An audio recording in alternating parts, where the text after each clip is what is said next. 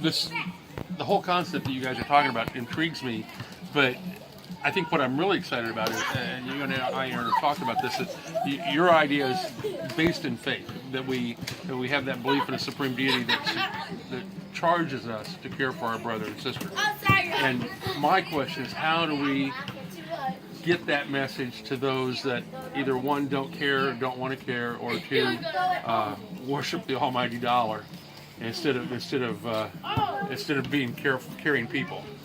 Well, Tom, it's going to come from the community. We have to walk and do what we say we're going to do. So we have to walk the walk and then talk the talk. If we line up with God, all right, and we're fruitful in our families, and that is what we're putting out to the community, then that's what the community is going to receive. When we break down the borders that we have set up inside our community, then that's when the city and the state and things like that will be able to follow suit. It's a grassroots, like I was saying before, it's at a grassroots level, and so if the people don't start acting according to what they know, then we're in trouble. And I want to go on along with that a little bit, not only reaching out to the community, but reaching directly to these youth when we talk about homeless youth, finding out what they think will help them get back on their feet, because that was the biggest culture shock when I started doing what I was doing, was finding out how dedicated these kids were to moving past their symptoms, getting better, and working, becoming productive members of society. That's a phrase I hear a lot.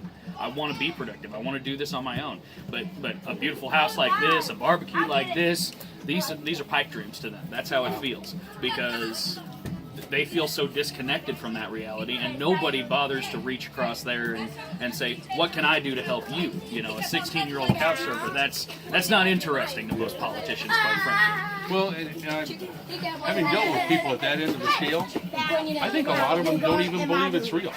I think that, for one thing, they don't understand that well, you both have heard me tell the story about that young lady I tried to help with her health insurance.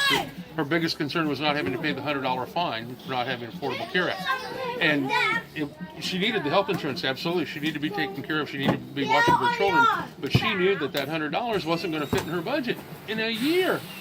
$100. And there are a lot of people at the state level that don't realize, no, that's not right.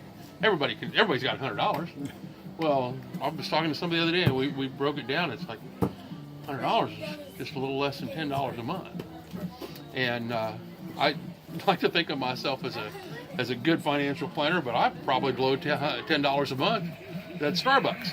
Right. You know, and this meant all the difference to that person. And when you're talking about kids that are, we say kind of flippantly, couch surfers, but that's because that's all they've got. You know, what they've got is what's in their pocket and what's on their back, and they don't have a future. And I'm just amazed. I'm a little befuddled that we've got a state legislature that is so uncaring. Especially when they like to use, makes my blood boil, because they like to use them for every political agenda. They like to talk about them. They just don't like to do nothing about them. You know, when guns became an issue over the past, not saying they just became an issue, but when that really came to the light, all of a sudden we're diverting talk to mental health. And maybe that's a good thing. Maybe bringing light to that is good. But if we're gonna try and pass the buck on social issues like that, the least we can do is move forward on things like mental health.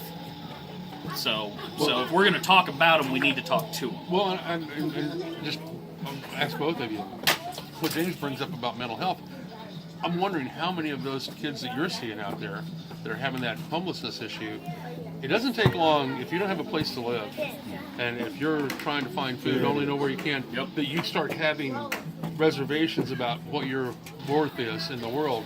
And anytime your self-worth becomes devalued, you'll end up with mental problems. And it doesn't take very long at that, and then it has a long-term effect. And it could take years to overcome that. Are you seeing that happen? Well, I think I'm a product of that. I mean, imagine you're a child and you're watching your mother struggle with putting food on the table, paying the bills, trying to get together health benefits for you and her, you know, as a family. Transportation is an issue. Time with the family because of the amount of time she's working is an issue.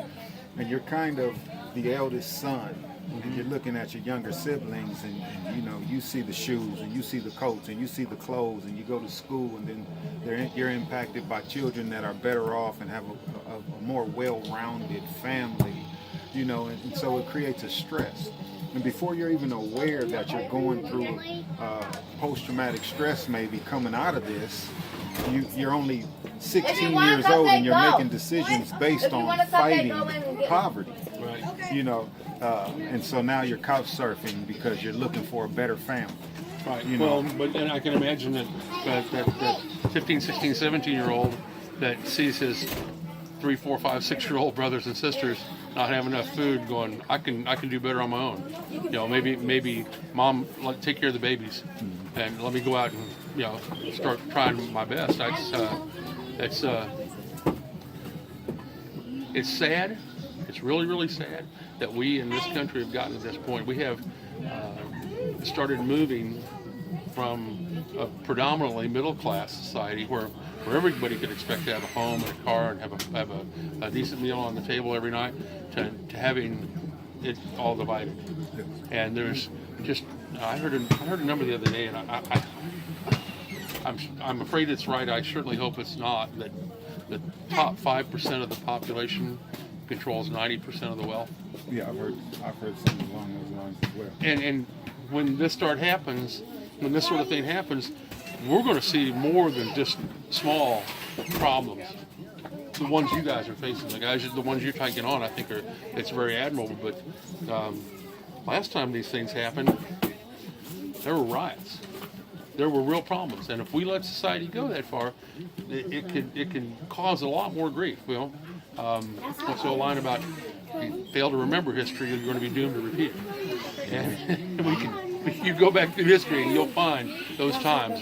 During the Depression, there was some terrible times. Go back to the 1900s and the labor riots, Cabin Creek. Let's talk about some of the things that happened with the bosses, the mine bosses. And you can go back from that. The French Revolution was all based on the haves and the have-nots. And this is the direction I see us going. And I think we need to stop and reconsider exactly what we're doing to our society. And it's the actions of people like you that I admire. I think it's really great. You're seeing a problem, you're doing what you can to solve it. And running for state representative, then that implies for me that I need to help solve these problems. And I think that's what I want to try to do as a state representative, to solve problems. So, well,